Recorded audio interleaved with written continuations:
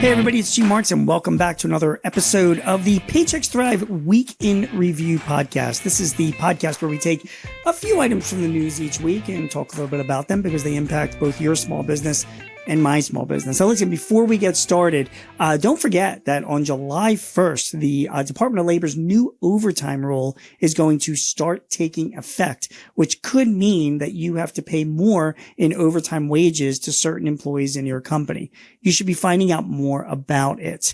Paychex has a great overtime rule resource page. It's at go.paychex.com/OT-rule.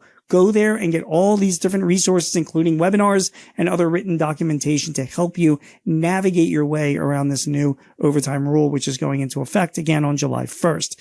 Also, if you need any help or tips in running your business or any advice, or you want to get past episodes of this show, please sign up for the Paychex Thrive newsletter. Go to paychex.com/thrive and you will be in the know. Okay, let's go to the news from this week, shall we? The first item of news I want to talk about is comes from California.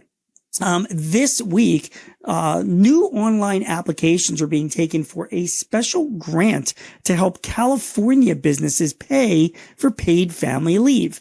This comes from the website CaliforniaPFL.com. It's the PFL program for paid family leave. Small businesses in California with 1 to 100 employees with at least one employee utilizing the paid family leave program on or after June 1st of 2024 are eligible to apply for grants for up to $2,000 per employee for this paid family leave to offset the increased costs associated with employees out on leave.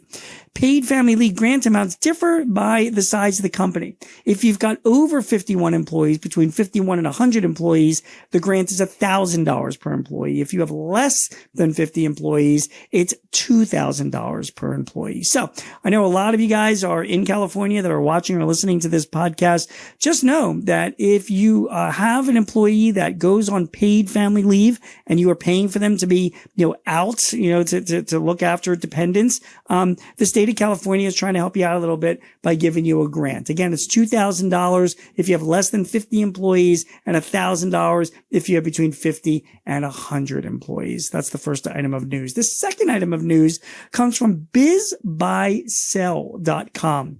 BizBuySell is a platform that helps both buyers and sellers of businesses buy and sell their business. They provide resources for doing that.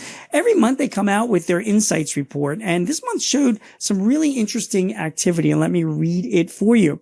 Small business acquisitions, these are like the number of business owners that are selling their businesses, grew 10% over the previous year and 3% over the previous quarter, according to the BizBuySell Insight Data Report. By the way, it's a quarterly report, not a monthly report. I do apologize. There's a total of 2,384 businesses changed hands, according to their records, in the first quarter of this year, representing an enterprise value of $1.8 billion. That's 24% higher than this time last year. Some more insights. After a relatively flat 2023, bagged down by rate hikes in the economy, teetering between recession and a soft landing, deals appear to be moving forward again. In fact, U.S. banks anticipate an increase in demand for loans in 2024, according to a recent Federal Reserve survey. That said, with inflation still above the Federal Reserve's 2% target, comments by Fed Chair Jerome Powell indicate rate cuts are not likely to happen anytime soon. However, for now, borrowers appear to be adapting to the higher rate environment, and they are selling more businesses. Very, very interesting to hear. I think that we are going to be seeing over the next few years, at least the next 5 to 8 years, a boom in businesses being sold. Why? Because we have an aging demographic of baby boomers that are looking to exit out of their businesses. And we've got a growing demographic of millennials who have put some time into the companies they work for and are looking to be entrepreneurs themselves. And what better way to be an entrepreneur than to buy an existing business rather than start something from scratch? And I think we're seeing this already. So according to BizBuySell, business sales and acquisitions up 10% over last year, and values of the businesses being sold up 24%. The last and final story comes from NewYork'sEater.com. It's ny.eater.com. Let me read this to you.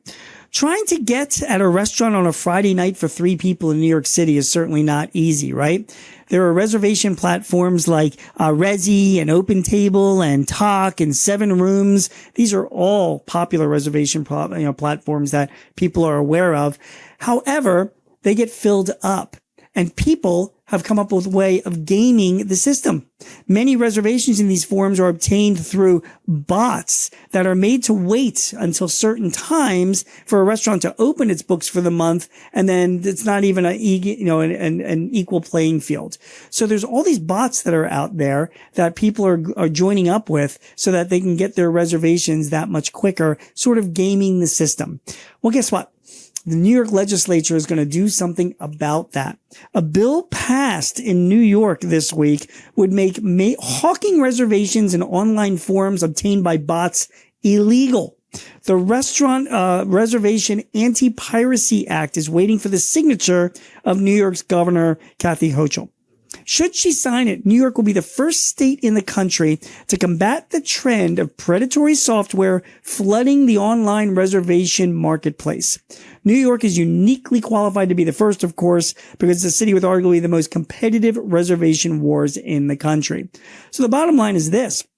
If you are a diner or a consumer and you're looking to use some of these bots that you can find in online forums all over the place to game the system and grab you a reservation because they're making their reservations at offline hours, guess what? That's going to be illegal. These bots are going to be put out of business, which means you're going to have to enter the fray with the rest of us.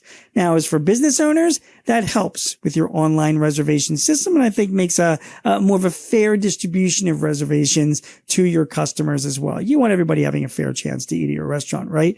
Well, now the New York legislature is going to allow people to get a fair chance to eat at your restaurant. That's the news. My name is Gene Marks. You have been listening and watching to the Paychex Week in Review podcast. Remember, the overtime rule goes in effect from the Department of Labor on July 1st. Paychex has lots of great resources for this overtime rule. Let me make sure that I am giving you the correct website. It is go.paychex.com/OT-rule. Go and view a webinar. Go and also look at other documentation to help you adjust and adapt to this new overtime rule. And again, if you are looking for advice and help and tips in running your business, please get our Paychex Thrive newsletter. Go to paychex.com/thrive. Thanks so much for joining. We'll see you again next week. Take care.